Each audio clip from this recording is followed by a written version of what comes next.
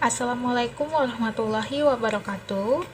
Kami dari kelompok 4 ingin mempresentasikan materi 9 yang berjudul Perencanaan Kebutuhan Bahan dan Manufaktur Just in Time. Saya Devi Julianti. Di sini saya akan menjelaskan tentang MRP.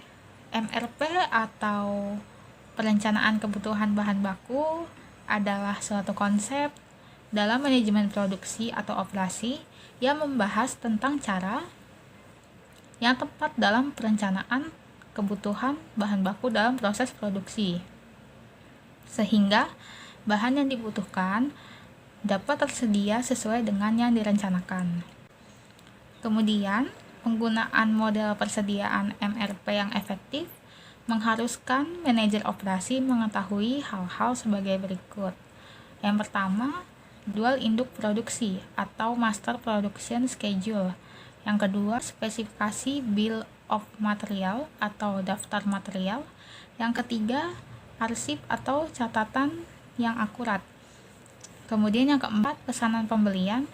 Dan yang terakhir, lead time untuk setiap komponen.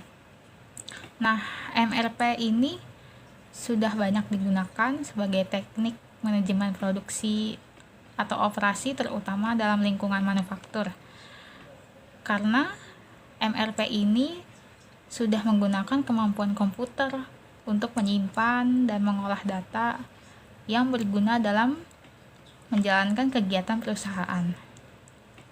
Kemudian ada tujuan MRP, diantaranya yang pertama, meminimalkan persediaan, di mana pembelian bahan dilakukan sebatas yang diperlukan saja. Kemudian yang kedua, mengurangi resiko keterlambatan produksi atau pengiriman. Kemudian yang ketiga, komitmen yang realistis, di mana jadwal produksi diharapkan dapat dipenuhi sesuai rencana, sehingga komitmen terhadap pengiriman barang dapat dilakukan secara lebih realistis. Kemudian yang terakhir, yaitu meningkatkan efisiensi, karena jumlah persediaan, waktu produksi, dan waktu pengiriman barang dapat direncanakan lebih baik sesuai dengan jadwal induk produksi.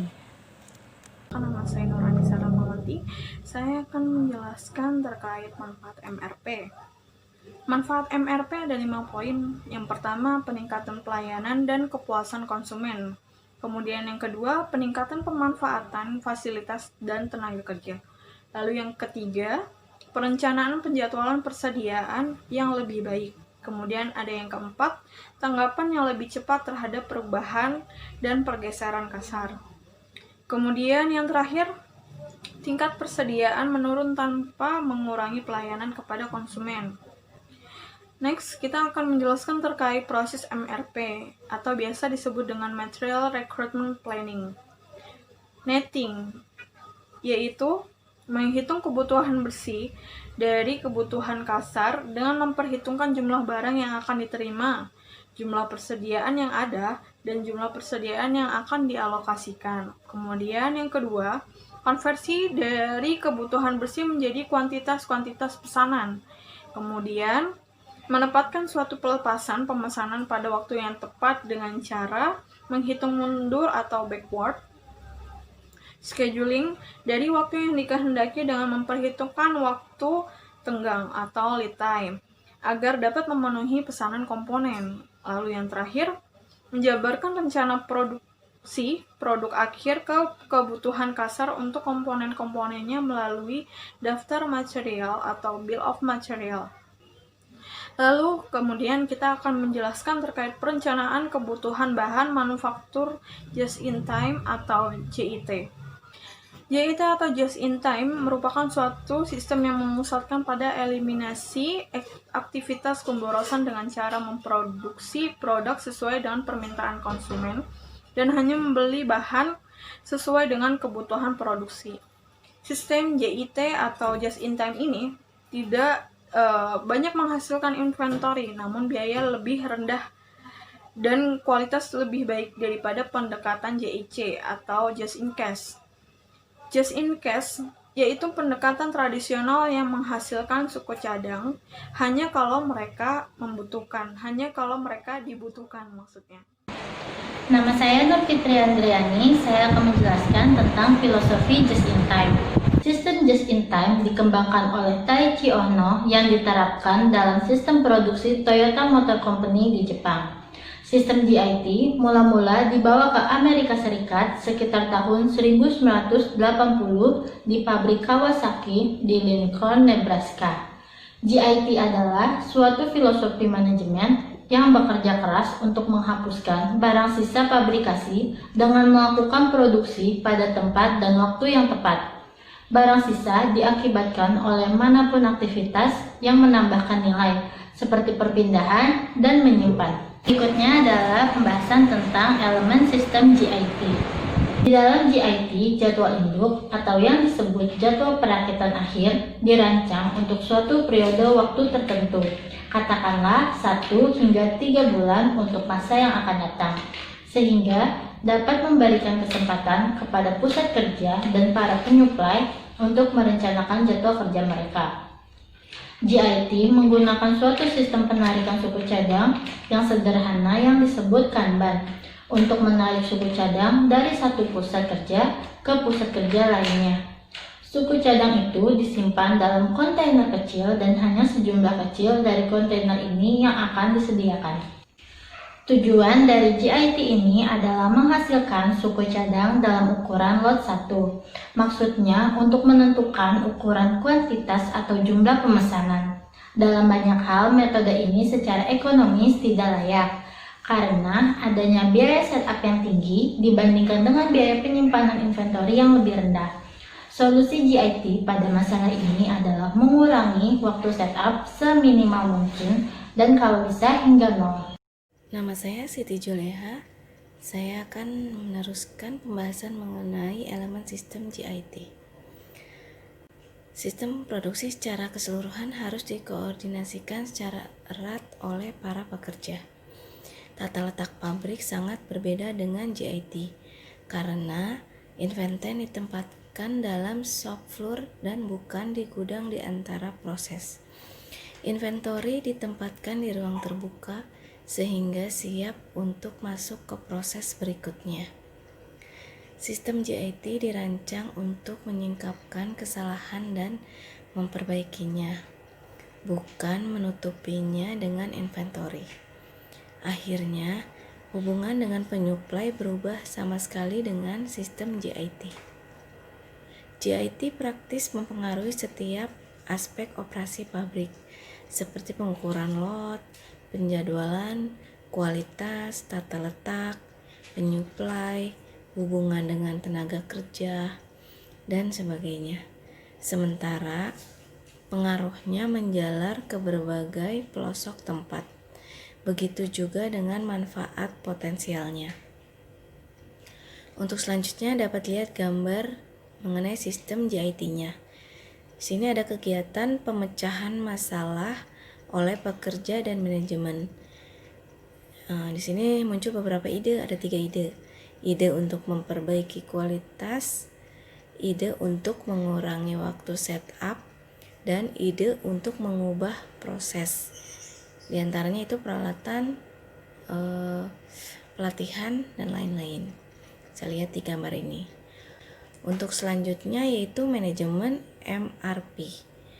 Pembahasan yang pertama itu dinamika MRP, daftar kebutuhan bahan dan rencana kebutuhan bahan berubah dengan terjadinya perubahan desain, jadwal, dan proses produksi.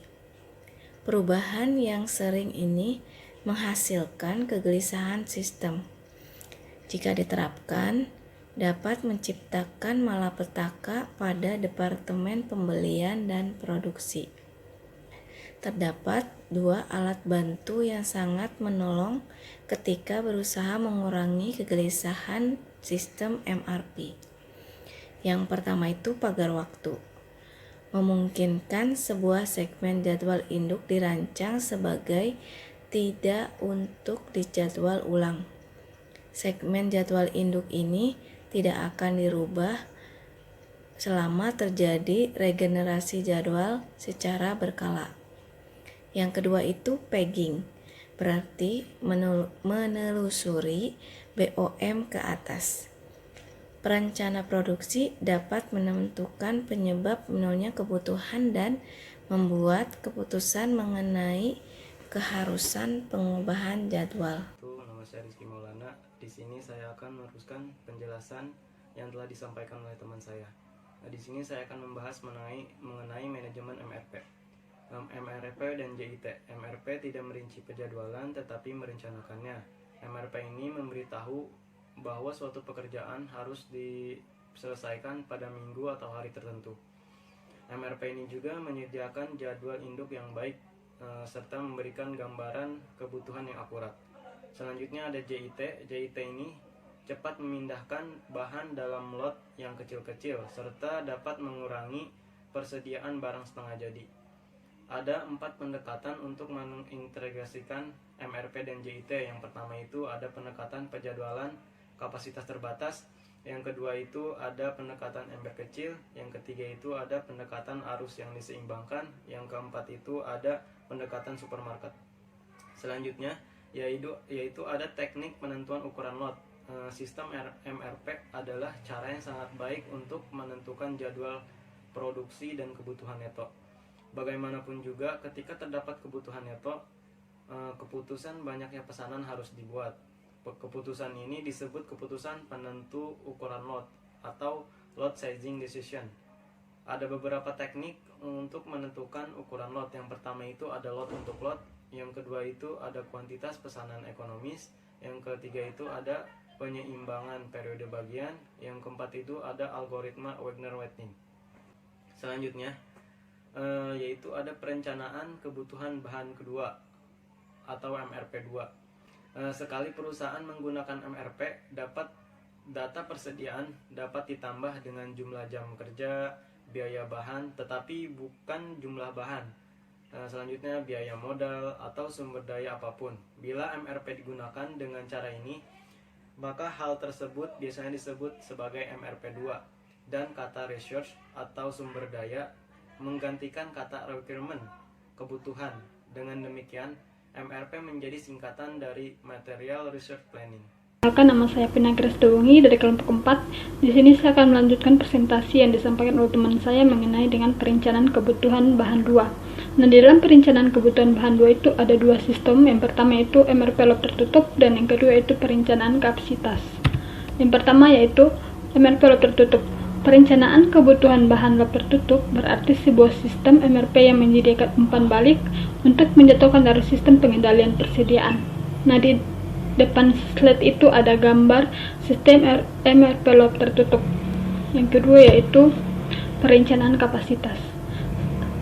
Umpan balik beban kerja diperoleh dari setiap pusat kerja. Laporan beban memperlihatkan kebutuhan sumber daya dalam sebuah sistem kerja untuk semua pekerjaan yang dibebankan pada pusat kerja tersebut.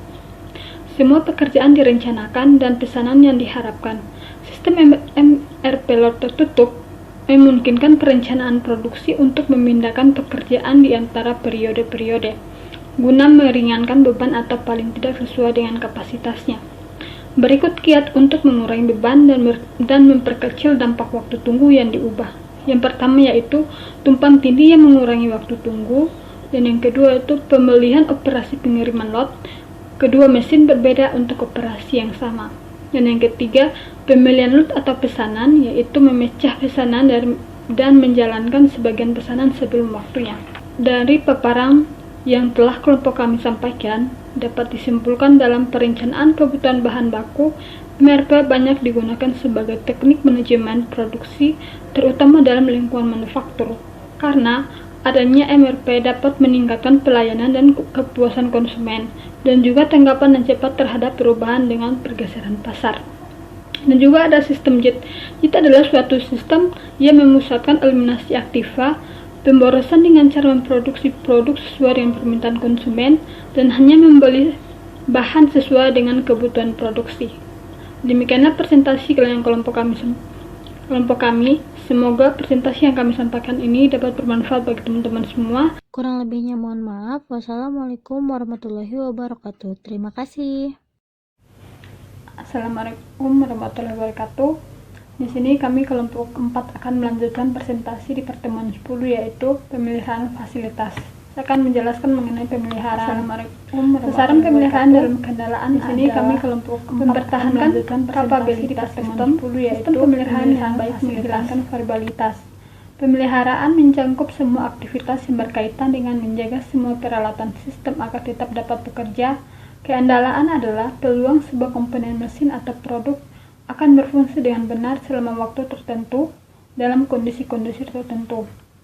Selanjutnya itu ada 4 tahap keandalaan. Yang pertama yaitu meningkatkan komponen demi komponen, yang kedua menyediakan redundansi, yang ketiga menerapkan atau meningkatkan pemeliharaan preventif, dan yang keempat yaitu meningkatkan kemampuan atau kecepatan perbaikan. Selanjutnya yaitu pemeliharaan pencegahan. Tujuan pemeliharaan pencegahan untuk bangunan sistem yang mengetahui kerusakan potensial dan membuat pergantian atau perbaikan yang akan mencegah kerusakan. Pemeliharaan pencegahan berarti dapat menentukan kapan suatu peralatan perlu diservis atau direparasi. Kerusakan terjadi pada tingkat yang berbeda-beda selama umur produk. Tingkat kerusakan yang tinggi disebut kehancuran sebelum waktunya atau event mortality. Terjadi pada awal mula produksi di banyak perusahaan, terutama perusahaan elektronik. Event mortality banyak disebabkan karena penggunaan yang tidak wajar, maka perlu manajemen membangun sistem pemeliharaan yang meliputi seleksi personil atau pelatihan. Nama saya Nur Fitri Andriani, saya akan menjelaskan tentang pentingnya preventive maintenance. Terdapat 9 alasan pentingnya preventive maintenance. Yang pertama yaitu mencegah perbaikan dan biaya besar. Beraksi setelah masalah terjadi seringkali menimbulkan biaya yang sangat mahal. Semua masalah memburuk dari waktu ke waktu dan semakin lama masalah menunggu untuk diperbaiki. Semakin banyak kerusakan yang dapat terjadi. Yang kedua, membuat keamanan lebih terjamin. Jika peralatan tidak bekerja secara optimal, hal tersebut dapat menciptakan kondisi kerja yang tidak aman dan pekerja mungkin terluka. Yang ketiga, meningkatkan efisiensi. Perawatan rutin dalam bentuk inspeksi, penggantian oli, penggantian suku cadang, dan lainnya dapat membantu peralatan untuk berjalan lebih efisien. Yang keempat, mengurangi downtime. Tugas pemeliharaan memang membutuhkan beberapa downtime, tetapi program PM akan mengurangi dan mengoptimalkan downtime. Yang kelima, meningkatkan keandalan. Pelanggan akan mengandalkan bisnis kita untuk mengirimkan atau mendapatkan produk, bahan, atau layanan tepat waktu tanpa ada penundaan yang tidak perlu. Yang keenam, memperpanjang umur mesin dan peralatan. Peralatan dan mesin tidak murah, dan semakin baik dirawat, maka semakin lama aset tersebut akan bertahan. Mengabaikan peralatan dan tidak memeliharanya dengan baik dapat secara drastis mengurangi masa pakainya. Karena pemeliharaan preventif memperpanjang usia peralatan. Ini menghasilkan penurunan biaya dan peningkatan laba. Yang ketujuh, mengurangi pemakaian energi. Perawatan preventif menurunkan biaya energi atau bahan bakar, karena peralatan yang dirawat dengan baik umumnya membutuhkan lebih sedikit listrik atau bahan bakar untuk beroperasi. Yang kedelapan, menghilangkan ambiguitas dalam tugas pemeliharaan. Pemeliharaan preventif mengurangi risiko perbaikan yang tidak perlu dan menciptakan sistem untuk menggunakan alat yang tepat untuk tugas yang tepat. Yang kesembilan, meningkatkan produktivitas. Pengurangan downtime mesin dan peralatan menghasilkan peningkatan produktivitas pabrik dan ketersediaan alat berat. Selanjutnya, saya akan menjelaskan tentang pemeliharaan pemogokan atau breakdown maintenance. Pemeliharaan pemogokan adalah perbaikan secara remedial ketika terjadi peralatan yang rusak dan kemudian harus diperbaiki atas dasar prioritas atau kondisi darurat. Apabila biaya pemeliharaan lebih mahal daripada biaya reparasi ketika proses tersebut mogok, maka barangkali perlu membiarkan proses itu mogok baru diperbaiki. Akan tetapi, perlu dipertimbangkan akibat pemogokan secara penuh karena akan mengganggu proses secara keseluruhan. Manajer operasi perlu mempertimbangkan keseimbangan antara pemeliharaan pencegahan dan pemeliharaan pemogokan karena berdampak pada persediaan uang serta tenaga kerja. Berikutnya yaitu kebijaksanaan pemeliharaan. Terdapat 3 kebijaksanaan pemeliharaan.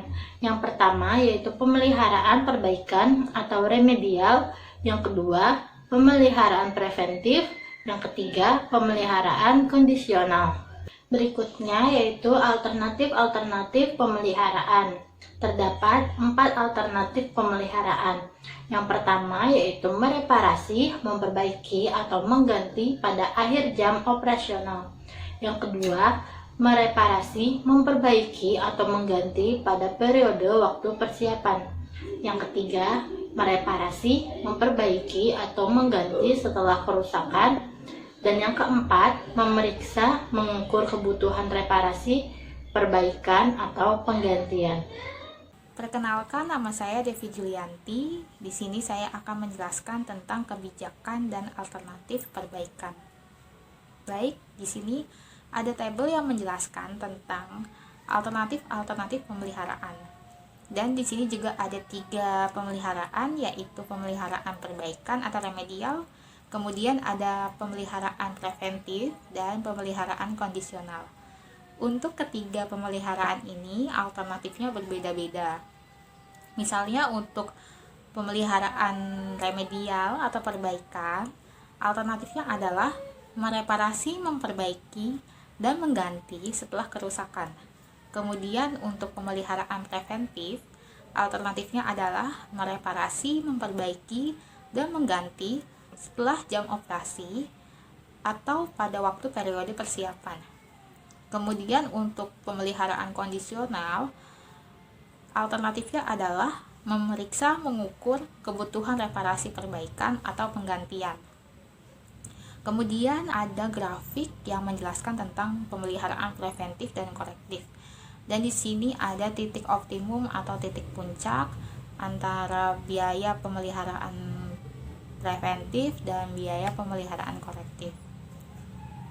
Kemudian selanjutnya ada teknik menetapkan kebijakan pemeliharaan. Yang pertama adalah simulasi. Nah, karena kompleksitas dari beberapa keputusan pemeliharaan, maka simulasi komputer merupakan alat yang bagus untuk mengevaluasi dampak berbagai kebijakan.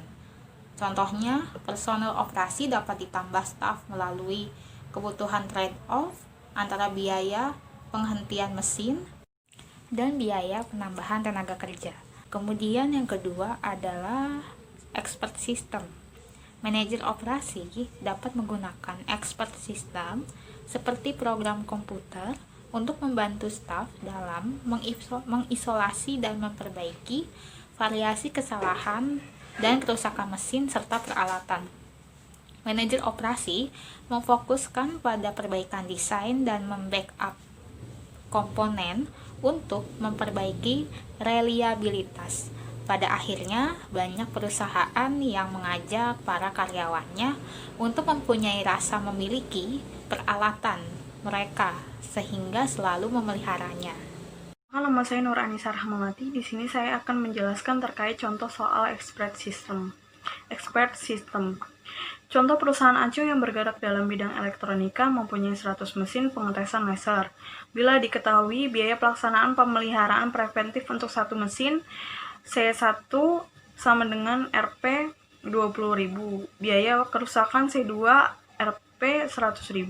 Distribusi probabilitas atau fungsi waktu sejak reparasi sebelumnya yaitu bulan setelah pemeliharaan di bulan pertama yaitu 0,25 probabilitas terjadinya kerusakan. Kemudian di bulan kedua probabilitas terjadinya kerusakan 0,15.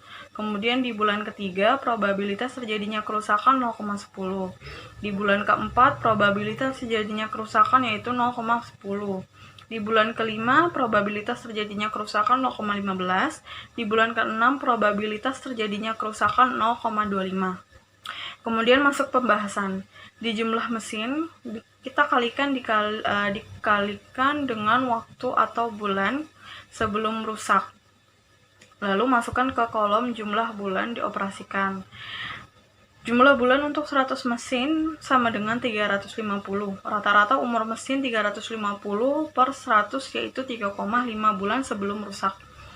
Kemudian jumlah rata-rata kerusakan dalam 1 bulan akan menjadi 100 per 3,5 atau 28,57. Kemudian masuk ke pembahasan. TCR NC2 per J sigma I PI I sama dengan 1 sama dengan 100 dikali 100.000 per 1 dikali 0,25 ditambah 2 dikali 0,15 ditambah 3 dikali 10 ditambah 3 dikali 0,10 ditambah 4 dikali 0,10 ditambah 5 dikali 0,15 kemudian ditambah 6 dikali 0,25 sama dengan 100.000 per 3,50 jumlahnya yaitu menjadi 2.857.142,80 per bulan. Kebijakan perbaikan yaitu biaya bulan total atau TCR adalah pembagian biaya reparasi semua mesin atau N dengan jumlah bulan yang diperkirakan antara kerusakan-kerusakan. Kemudian lanjut ke pembahasan. BN sama dengan N sigma I. P N ditambah B dalam kurung N dikurangi 1. P 1 ditambah B dalam kurung N dikurang 2. P 2 ditambah B dalam kurung N dikurang 3. P 3 ditambah dan seterusnya. B 1 P di dalam kurung N dikurang 1. Kebijakan pemeliharaan preventif jumlah bulan tertentu antar operasi-operasi pemeliharaan. Persamaan untuk perhitungan jumlah kerusakan yang diperkirakan B, N, di mana N adalah kebijakan untuk jumlah periode yang akan terlalu antar penyetelan preventif, yaitu akan dijelaskan lebih lanjut oleh teman saya. Nama saya Siti Juleha. Saya akan melanjutkan pembahasan mengenai contoh soal di atas, di mana N itu jumlah mesin dalam kelompok, PN itu probabilitas mesin rusak dalam periode N. Jumlah kerusakan yang diperkirakan bila pemeliharaan preventif dilakukan setiap 1 bulan. Rumusnya itu B1 sama dengan N dikali P1. N-nya itu 100, P1-nya 0,25. Jadi hasilnya 25 mesin. Bila kebijaksanaan adalah memelihara setiap 2 bulan. Berarti B2. Rumusnya N dalam kurung P1 ditambah P2 ditambah B1 dikali P1. N-nya itu 100, P1-nya 0,25 ditambah P2 yaitu 0,15 ditambah B1 itu 25 dikali P1 itu 0,25. Hasilnya itu 46,25 mesin. Selanjutnya, bila kebijaksanaan adalah memelihara setiap 3 bulan. B3 sama dengan N dalam kurung P1 ditambah P2 ditambah P3 ditambah B2 dikali P1 ditambah B1 dikali P2. N-nya itu 100, P1-nya itu 0,25 ditambah P2 0,15 ditambah P3 0,10 ditambah B2 46,25 dikali P1 0,25 ditambah B1 25 dikali P2 0,15. Hasilnya setelah dihitung sama dengan 65,31 mesin. Selanjutnya untuk setiap 4 bulan. B4 sama dengan N dalam kurung P1 ditambah P2 ditambah P3 ditambah P4 ditambah B3 dikali P1 ditambah B2 dikali P2 ditambah B1 dikali P3. N nya itu 100, P1 nya 0,25 ditambah P2 0,15 ditambah P3 0,10 ditambah P4 0,10 ditambah B3 64,31 dikali P1 0,25 ditambah B2 46,25 dikali P2 0,15 ditambah B1 25 dikali P3 0,10, hasilnya sama dengan 85,77 mesin. Dengan menggunakan cara yang sama, kita mendapatkan B5 nya itu 113,36 mesin dan B6 nya itu 156,12 mesin. Pemeliharaan sebagai masalah reliabilitas sistem. Memelihara reliabilitas sistem pengoperasian pada tingkat T yang dapat diterima dan tetap memaksimumkan laba atau meminimumkan biaya. Kita lihat di tabel. Yang A itu pemeliharaan preventif setiap M bulan. B itu jumlah kerusakan yang diperkirakan dalam M bulan. C-nya itu jumlah rata-rata kerusakan per bulan. D-nya biaya kerusakan diperkirakan per bulan. E-nya itu biaya pemeliharaan preventif yang diperkirakan per bulan. F-nya itu biaya sub kebijaksanaan pemeliharaan bulanan total yang diperlukan. Di yang tabel A ini ada bulan ke-1 sampai ke-6, yang B-nya itu bulan ke-1 25, yang C-nya itu jumlah rata-rata carinya itu B dibagi A, jadi 25 dibagi 1 hasilnya 25. Yang D itu rumusnya C dikali 100.000. C itu berarti 25 dikali 100.000 hasilnya 2.500.000. Yang E itu hasilnya 2 juta. Yang F itu D ditambah E hasilnya 4.500.000. Dan seterusnya sampai bulan ke-6. Untuk selanjutnya pembahasan mengenai kategori kebijaksanaan pokok. Di dalamnya itu ada kebijaksanaan yang cenderung untuk mengurangi frekuensi kerusakan-kerusakan. A itu pemeliharaan preventif, termasuk pemeliharaan kondisional. B simplikasi operasi. C penggantian awal. D perancangan reliabilitas ke dalam komponen-komponen sistem. E instruksi yang tepat kepada para operator.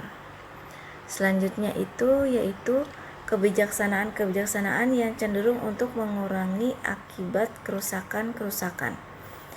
A. Percepatan pelaksanaan reparasi, yaitu meningkatkan jumlah tenaga reparasi.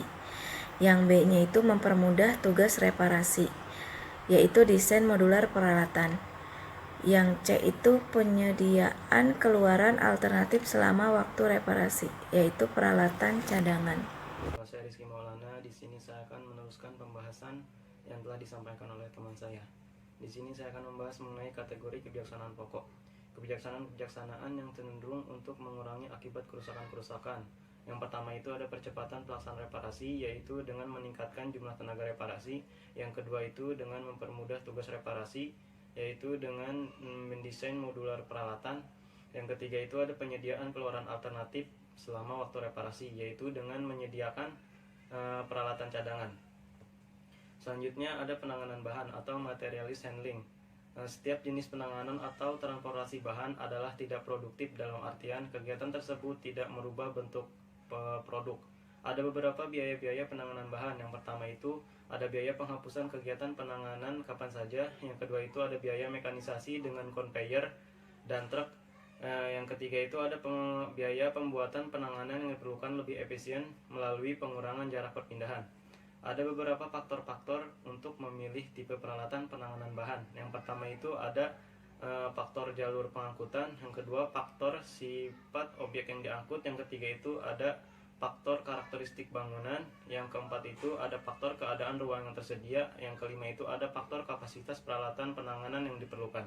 Pada saat ini semakin banyak perusahaan yang memasang sistem penanganan bahan secara otomatis pada fasilitas-fasilitasnya, terutama di gudang-gudang mereka. Ada dua tipe utama sistem otomatis. Yang pertama itu ada sistem guide rail, yaitu sistem mekanikal yang mempergunakan rel-rel yang menempel pada sisi lorong untuk mengendalikan truk tetap pada jalurnya, dan juga melalui pemasangan roda-roda yang dicocokkan dengan rel-rel tersebut. Selanjutnya yang kedua itu ada sistem guide wire, yaitu sistem yang menggunakan peralatan elektronik yang terdiri atas jaringan kabel-kabel yang ditanam dalam lorong fasilitasnya. Kesimpulannya dari pembahasan kami kali ini, pemeliharaan itu mencakup semua aktivitas yang berkaitan dan menjaga semua peralatan agar tetap dapat bekerja dengan baik. Keandalan yaitu adalah peluang sebuah komponen mesin atau produk yang akan berfungsi dengan benar selama waktu tertentu dan dalam keadaan tertentu. Tujuan pemeliharaan ini yaitu untuk mencegah membangun sistem yang mengetahui kerusakan potensial dan membuat pergantian atau perbaikan yang akan mencegah kerusakan. Pemeliharaan pencegahan berarti dapat menentukan kapan suatu peralatan perlu diservis atau direparasi. Kerusakan terjadi pada tingkat yang berbeda selama umur produk. Selanjutnya ada kebijaksanaan dalam pemeliharaan. Yang pertama itu ada pemeliharaan perbaikan, yang kedua itu pemeliharaan preventif, yang ketiga itu ada pemeliharaan kondisional. Selanjutnya ada kebijaksanaan pokok. Yang pertama itu kebijaksanaan yang cenderung untuk mengurangi frekuensi kerusakan. Yang pertama itu dengan cara pemeliharaan preventif, termasuk pemeliharaan kondisional. Yang kedua itu ada pemeliharaan simplifikasi operasi. Yang kedua itu ada kebijakan penggantian awal. Yang keempat itu ada kebijakan perancangan reliabilitas ke dalam komponen-komponen sistem. Yang kelima itu ada kebijakan instruksi yang tepat kepada operator. Selanjutnya ada kebijaksanaan yang cenderung untuk mengurangi akibat kerusakan-kerusakan. Yang pertama itu ada kebijakan percepatan pelaksanaan reparasi, yaitu dengan meningkatkan jumlah tenaga reparasi. Yang kedua itu ada kebijakan mempermudah tugas reparasi, yaitu dengan mendesain modular peralatan. Yang ketiga itu ada kebijakan penyediaan keluaran alternatif selama waktu reparasi, yaitu dengan mengadakan cadangan peralatan.